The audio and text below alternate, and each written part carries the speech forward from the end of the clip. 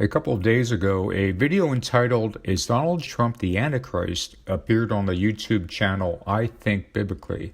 That particular video aims to debunk the idea that Trump could be the Antichrist, and it uses one of my old videos to make its case. The gentleman on the I Think Biblically channel is named Caleb, who seems like a nice enough fellow, and the video he chose to critique was an older video of mine entitled "Donald J. Trump is the Antichrist, Proof from the Bible."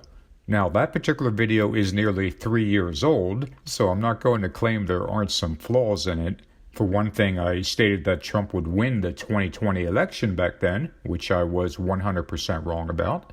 I also had, unfortunately, a few typos throughout the video. But in that video, I outlined what I believe were 45 different reasons that Donald J. Trump is, indeed, the man we were warned about in the Bible. And I made that case based on the descriptions the Bible gives us. That old video of mine isn't especially popular by YouTube standards, so I was surprised to see anyone try and debunk it. Ironically, since the I Think Biblically channel has more than 10 times the subscribers than mine, his paying attention to my video probably helps more people see it. The reason for this response video is that Caleb mischaracterized a couple of things I said in my video. But more importantly, he also made a major error with one particular Bible verse. But having said that, I will also agree with him on a couple of his criticisms. I'm going to primarily focus in on the parts where Caleb is talking rather than playing his entire video. I will, however, put a link to his video in the description below in case you want to watch the full version. So let's get right into this and debunk the idea that Donald J. Trump is the Antichrist. G'day folks, welcome to the channel that helps you to distinguish the difference between truth and error. In this video, I want to examine a popular YouTube video that's been going around that claims that Donald Trump is in fact the Antichrist according to the Bible. Let me stop it there because I don't know why he's saying my video is a popular video going around, since it's actually had less than 40,000 views in 3 years. That seems like the exact opposite of a popular video to me, but let's continue.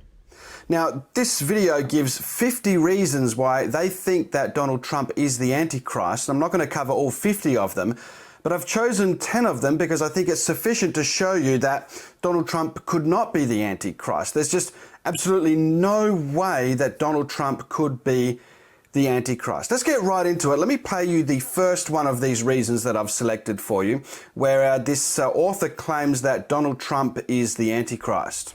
Okay, first it's 45 reasons, not 50. And second, did he actually say there's no way Donald Trump could be the Antichrist? That's quite a statement, so let's see what Caleb has in store. Right off the bat, we can see that this man is trying to deceive his audience. Donald Trump does not have images of Apollo all over his penthouse. He has one painting on the ceiling, which is very common for rich people to have Greek mythology painted on their ceilings and to have artwork and so forth. Here Caleb said something that is a recurring theme in his video. He said that it's very common for rich people to have Greek mythology painted on their ceilings and to have artwork and so forth. He said this in order to dismiss the relevance of Trump having a painting of Apollo in his estate. Now, that is probably true about rich people, but we're not comparing Trump having a painting of Apollo on his ceiling to other wealthy people who may do the same thing. Instead, we're talking about how one of the biblical traits of the Antichrist matches Trump. Thus, those other wealthy people with paintings of Apollo on their ceilings will also need to match the additional traits of the Antichrist as Trump does, or the fact that they have such a painting on their ceilings is completely irrelevant to the topic at hand. To put it another way, someone isn't a candidate for the Antichrist because they match one or two of the biblical descriptions. Instead, the case for that person being the Antichrist is predicated on them matching all of what the Bible says. I'll talk more about this in a few moments. Let's go on. He's got one painting on the ceiling and he's got a duplicate of that same painting framed, very small, in the corner. If you look at this image that he provided, you can see very clearly that he's trying to deceive people with these kind of red things everywhere quickly to say, look at all these things, but read what they are. You can see the Apollo painting on the top there, But then to the right, you've got the family portrait, you've got a Greek vase in Athenian style, you've got a statue of Eros and Psyche, you've got Baron's toy Mercedes, a picture of Father Fred, a Muhammad Ali tribute book, and the Trump coat of arms on a pillow. Does that look like statues or images of Apollo all over the place? You've got one painting on the wall and one painting on the ceiling. That's it. So right off the bat, we can see that this man is trying to deceive his audience. Let's look at the next one. Okay, let's stop it there. No, this wasn't an attempt to deceive anyone about Trump having a painting of Apollo. Had I intended to do so, I could have simply posted this exact same image without all the identification of the items in the room. I do, however, agree with Caleb that the image I chose in that particular segment of my video could have given the wrong impression that there were many images or statues to Apollo in Trump's penthouse. So that was my mistake. I need to add, however, that it's more than just a painting of Apollo on Trump's penthouse ceiling. Daniel 11:38 says that the Antichrist will honor the God of forces with gold, silver, precious stones, and pleasant things, which are precisely what the picture of Trump's penthouse shows. Let's go on. Let's look at this verse that he quoted, because this verse just destroys everything that he's trying to say. First of all, he didn't quote from Daniel 11:30. He quoted from Daniel 11:38. But read the verse before it, Daniel 11:37. One can't help but wonder whether this man wanted to throw his audience off by referencing Daniel 11:30 instead of what he really quoted, which was Daniel 11:38. So let's read it in context of 37. Caleb is partially correct here in that the verse I referenced on screen was Daniel 11:30, whereas I read Daniel 11:38. The part I find humorous, though, is that he is implying that I referenced Daniel 11:30 on screen and quoted Daniel 11:38 in order to distract people from Daniel 11:37. Now, I'm not sure what kind of logic that is, but here's the truth. The on-screen reference to Daniel 11:30 wasn't a nefarious attempt to deceive others, but merely a typo, which I must admit are on a lot of my older videos, and unfortunately some of my newer ones too.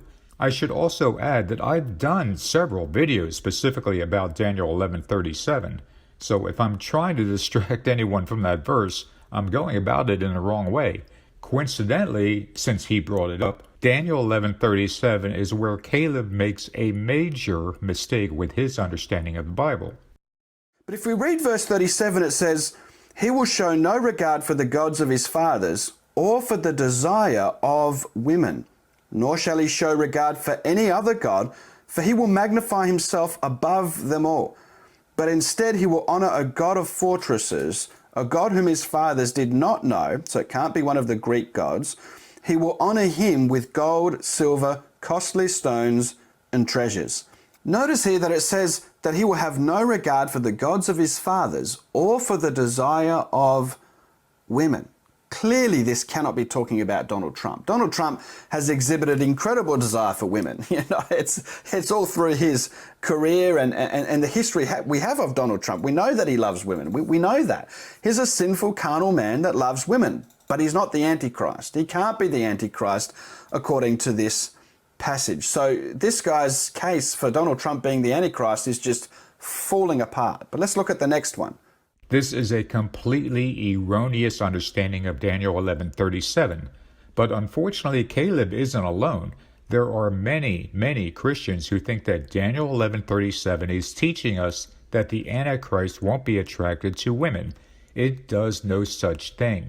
This is a prime example of how many of us will read the Bible, but we don't study the Bible. We take a verse, or part of a verse in this case, completely at face value, rather than using our God-given sound minds to fully understand the deeper meaning.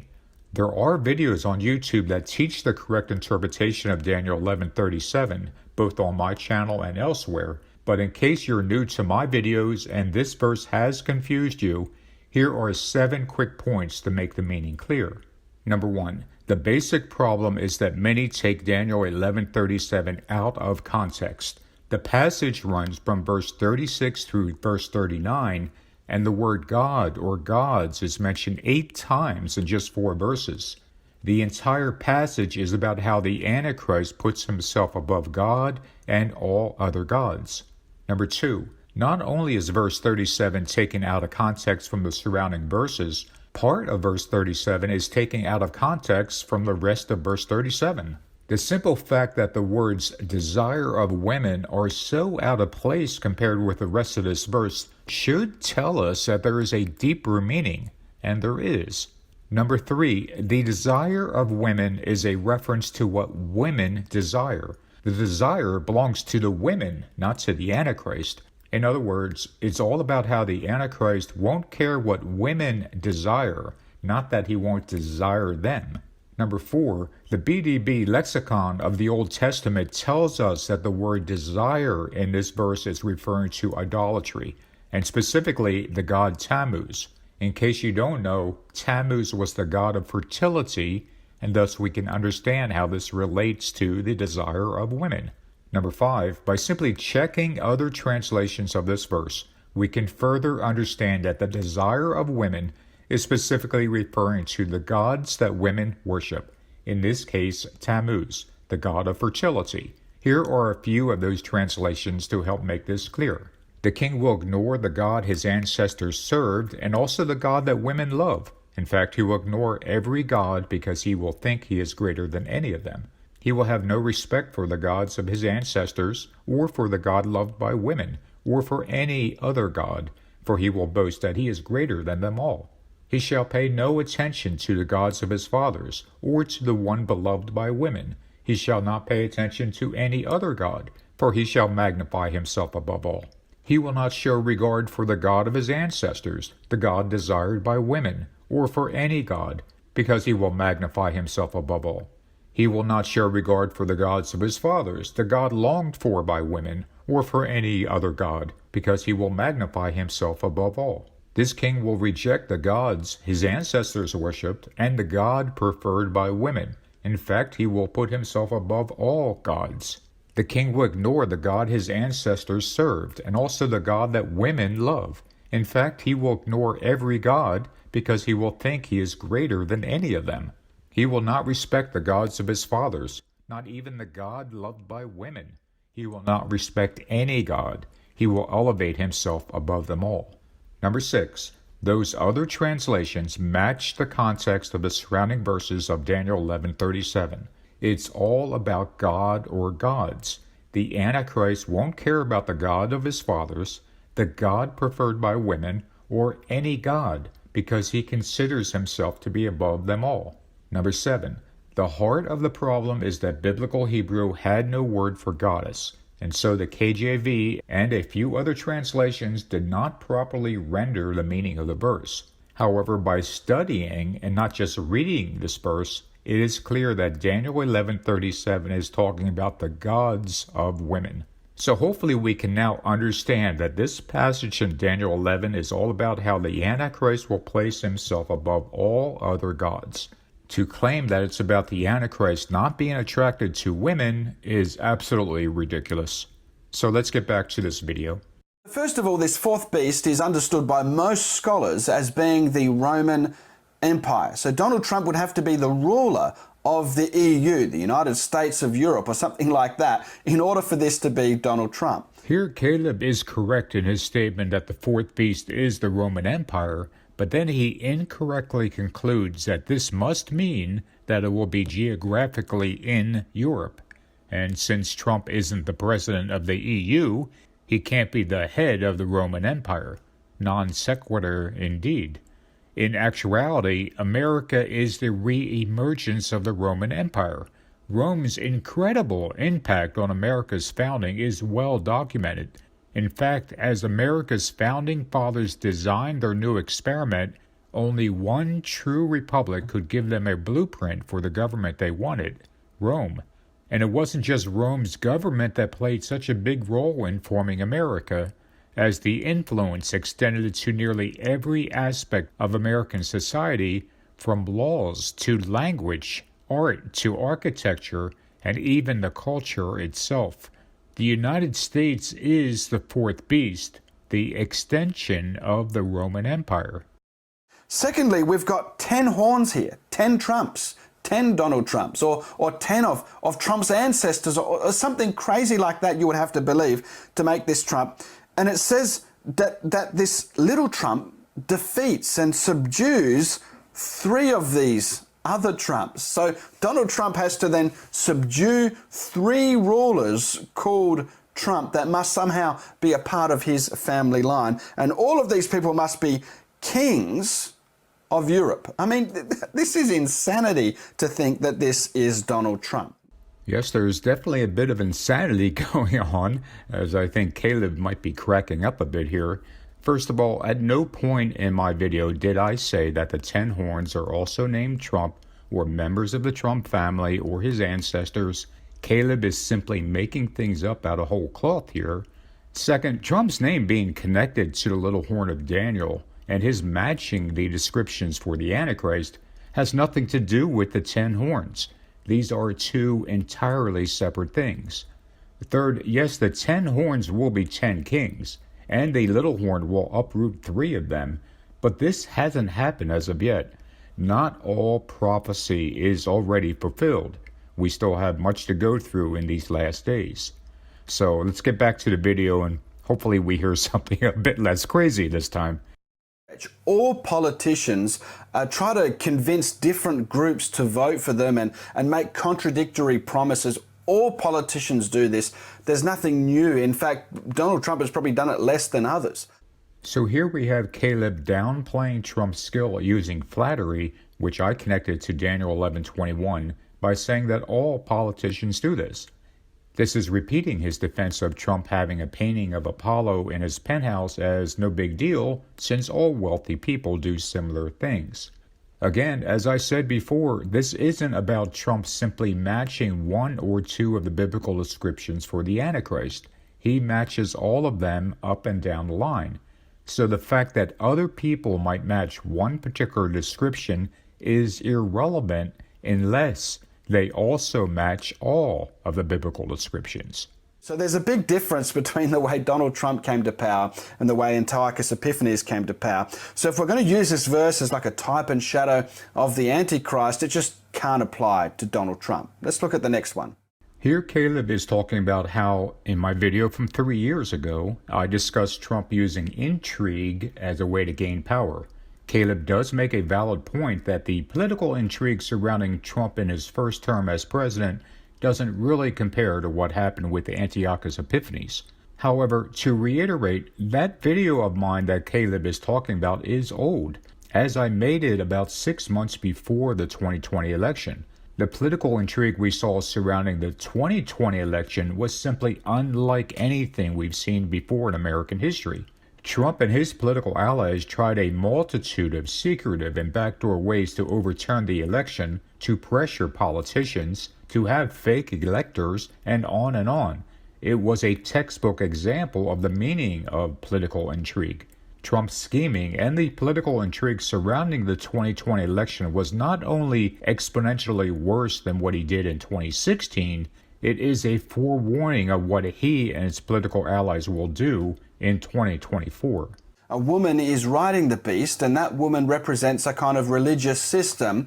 And many scholars agree that this is talking about the revived Roman Empire, and the woman riding the beast is the Roman Catholic Church. This has nothing to do with Donald Trump. Donald Trump, again, is not a ruler of the Roman Empire, ancient or revived, and he really has nothing to do with the Roman Catholic Church. In fact, the Pope seemed to be against him, and he seemed to be against the Pope. So Caleb is really exaggerating things here.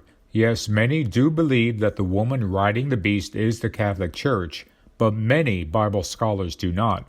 And they don't because they recognize the error in thinking that Revelation 17:9 is referring to Rome being built on 7 hills.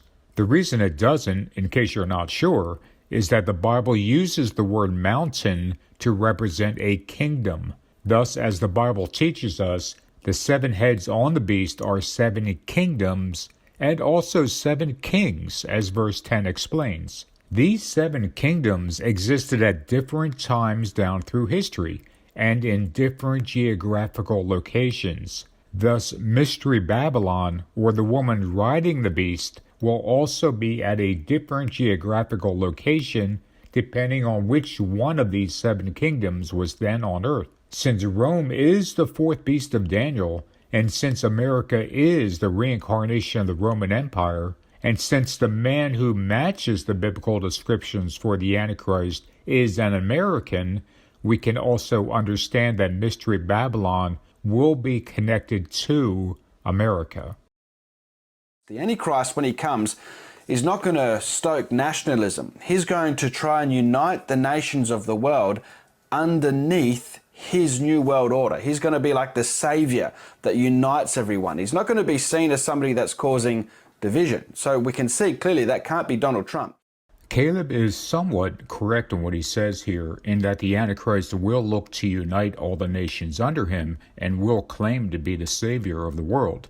He will want to be seen as the one who finally brings peace and security to us all through the covenant with many.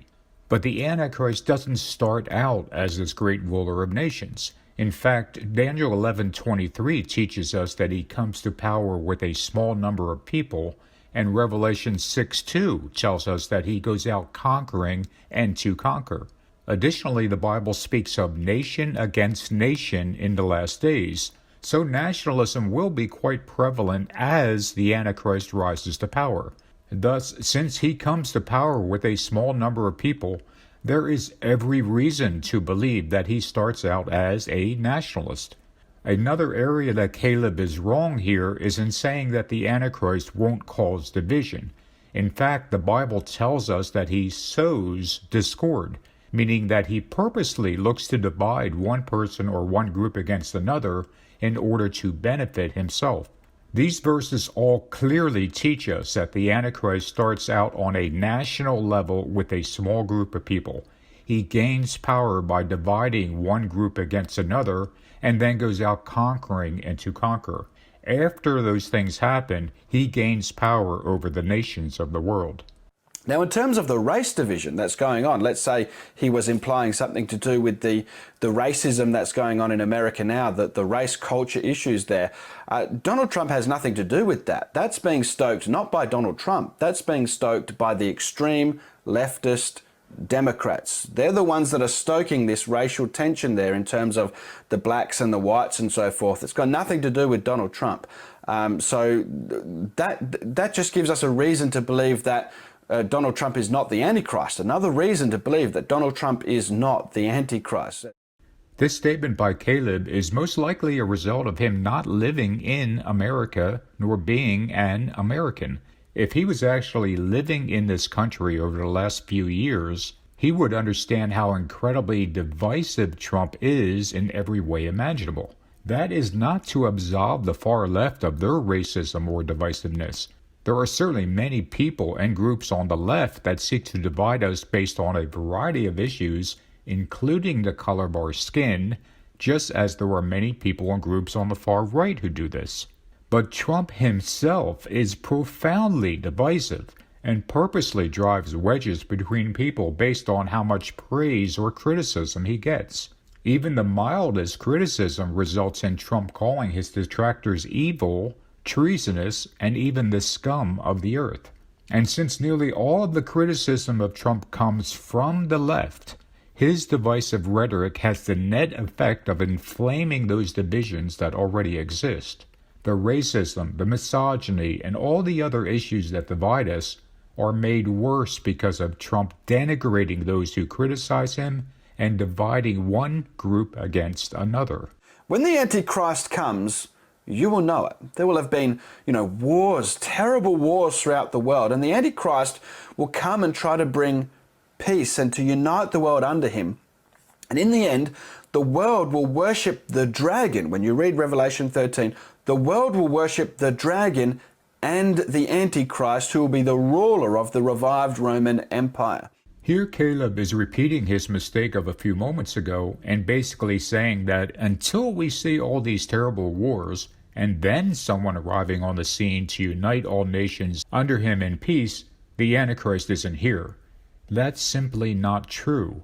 If the Antichrist will be as easy to recognize as Caleb claims, the Bible would not give us dozens of descriptions of this man of sin. There would be no need to tell us his character traits, what he plans to do, or to even give us the prophecies in the book of Daniel, Revelation, and elsewhere. The truth is that the Bible tells us a great deal about the Antichrist because many of us will be deluded by him. We will fall away from the faith and follow this wicked man down the road to perdition.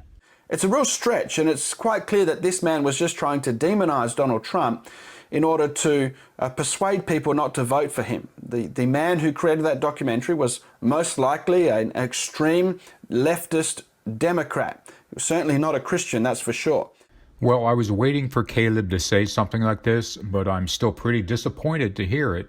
It always amazes me that any criticism of Trump is dismissed as just coming from his political opponents or from those who hate him in some way. This is a very lazy way of defending Trump.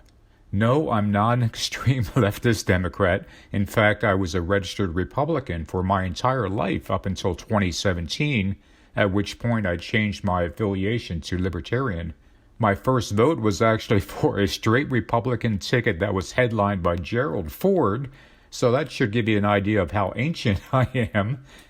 But I'm no longer into politics, and I no longer vote. Politics are, in my view, the things of this world, and they are filled with all kinds of evil on both sides of the political aisle. Too many Christians view their faith through a political lens, and unfortunately, that's what Caleb is doing here. He sees me as an extreme leftist Democrat because he's viewing any criticism of Trump through a political lens. Second, as far as Caleb saying that I'm certainly not a Christian, that's a very sad thing to hear from another professing Christian. It seems as if his definition of being a Christian is contingent on how much one likes Donald J. Trump. In truth, my faith in God has never been stronger, and I fully believe that Jesus Christ is my Savior. I've accepted Jesus into my life, and I'm trying to live a Christian life as best I can. Now, I'm far from perfect, and that's for sure, but by the grace of God through faith, I will be saved. So let me conclude with this clip in which Caleb kind of gives us a peek into why he made his video. We could just completely reject that kind of thinking, the thinking that Donald Trump is the Antichrist. I'm not saying that Donald Trump's a godly man. I'm not saying he's a righteous man. He's a worldly, carnal, sinful man. I do think that I would vote for him if I was American. I would definitely vote for Donald Trump because I think he's done a lot of good things for the Christian church and for America as a whole. Caleb concludes his video by telling his viewers to reject any thinking that Donald Trump is the Antichrist. In fact, he says he would vote for Trump if he could, and left multiple comments on his video defending Trump, including calling him awesome. This gets to the heart of the problem with his video. Caleb is coming from the perspective of being a Trump fan and having a YouTube channel that is largely viewed by those who love Donald J. Trump. To those Christians who love Trump, even the suggestion that he might possibly be the Antichrist is a bridge too far. They simply can't wrap their heads around the idea because Trump has this strange hold over them. This strange hold is the strong delusion. I'm also hoping that Caleb reconsiders his view on Daniel 11:37, since so many Christians are deceived by that verse. Perhaps he might even consider doing a video about it one day, as that would help many on his channel. In closing, I want to say that I wish Caleb and the viewers of I Think Biblically channel all the best. May all of us draw closer to God in prayer for these last days, and that we might be guided to his kingdom. Thank you for taking the time to watch this response.